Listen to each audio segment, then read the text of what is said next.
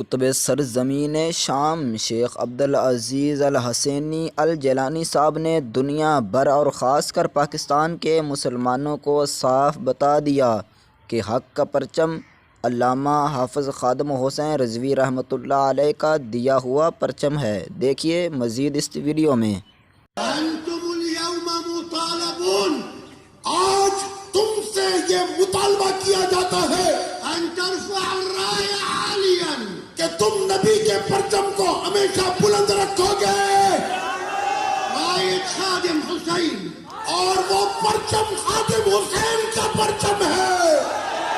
راية ممتاز قادری، اور وہ ممتاز قادری کا پرچم ہے۔ راية احمد رضا، اور وہ امام احمد رضا خان کا پرچم ہے۔